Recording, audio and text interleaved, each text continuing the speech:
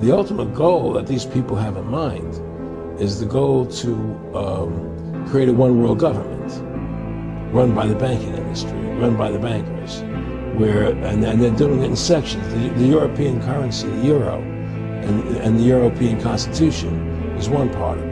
Now they're trying to do it in America with the North American Union, right? And they want to create a new currency called the Amero, right? And the whole agenda is to create a one-world government where everybody has an RFID chip implanted in them. All money is to be in those chips, right? There'll be no more cash. And this is given you straight from Rockefeller himself. This is what they want to accomplish. And all money will be in your chips. And so instead of having cash, anytime you have money in your chip, they can take out whatever they want to take out whenever they want to. If they say, yo, it's this much money in taxes, they just deduct it out of your chip digitally. Total control. Total control. And if you're like me or you, and you're protesting what they're doing, they can just turn off your chip. And you have nothing.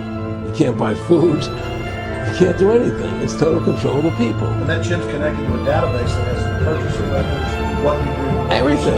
Everything is in there. You know? And so they want a one-world government controlled by them, everybody being chipped, all your money in those chips, and they control the chips, and they control people, and you become a slave, you become a serf to these people. That's their goal, that's their intentions. Eric, can you be specific about when you met Rockefeller, how it happened in these discussions? I met Rockefeller through a female attorney I knew, who called me up one day and said, one of the Rockefellers would like to meet you. I had made a video called Mad as Hell, and he'd seen the video and wanted to meet me, and knew I was running for governor of Nevada.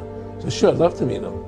And I met him, and I liked him, and he was a very, very smart man, and we used to talk and share ideas and thoughts, and he's the one who told me 11 months before 9/11 ever happened that there was going to be an event. Never told me what the event was going to be, but there was going to be an event, and out of that event, we were going to invade Afghanistan, to run pipelines from the Caspian Sea. We were going to invade Iraq, to take over the oil fields, establish a base in the Middle East, and make it all part of the New World Order. And we go after Chavez in Venezuela. And sure enough, later 9/11 happened, and I remember he was telling me how you're gonna see soldiers looking in caves for people in Afghanistan and Pakistan and all these places. And there's going to be this war on terror, of which there's no real enemy, and the whole thing is a giant hoax, but it's away from the government.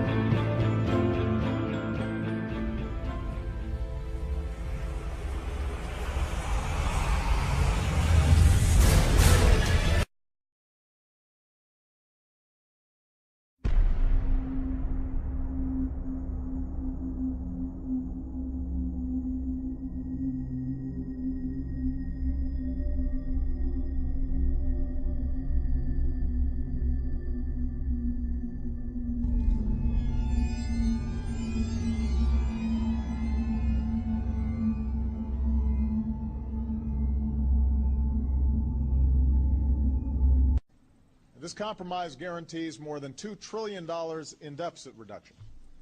It's an important first step to ensuring that as a nation we live within our means. Yet it also allows us to keep making key investments in things like education and research that lead to new jobs. Yes, that means making some adjustments to protect healthcare programs like Medicare so they're there for future generations. It also means reforming our tax code so that the wealthiest Americans and biggest corporations pay their fair share. I've said it before, I will say it again, we can't balance the budget on the backs of the very people who have borne the biggest brunt of this recession. Everyone's going to have to chip in. That's only fair.